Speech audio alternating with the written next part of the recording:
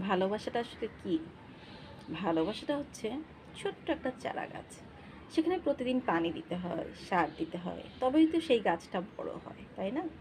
তো যারা এই কাজটা করতে ভুলে যায় এবং বিশেষ করে বিয়ে-শাদী হয়ে যাওয়ার পর যে পেয়েই তো গেছি, এখানে কেন আর এফোর্ট দিব? ভাই তাদের জন্য কিন্তু অনেক দুঃসংবাদ অপেক্ষা করছে। কারণ আপনি এফোর্ট দেওয়া ছেড়ে দিয়েছেন মানে সেই গাছটাও কিন্তু আর বেঁচে থাকছে না। মৃতপ্রায় হয়ে বেঁচে রয়েছে। আপনার উচিত সেখানে পানি দেওয়া। ওই ভালোবাসার গোড়ায় পানি দেওয়া আরকি। এবং সাথে, সাথে সাথ দেওয়াও জরুরি। এটা যদি করতে না পারেন আসলে ভালোবাসা শব্দটা আপনার জন্য না। ভালোবাসায় অবশ্যই এফোর্ট প্রয়োজন হয়। আপনাকে অবশ্যই এফোর্ট দিতে হবে। ভালোবাসা এমনি, এমনি হয় না। কোনো কিছুই আসলে এমনি হয় না।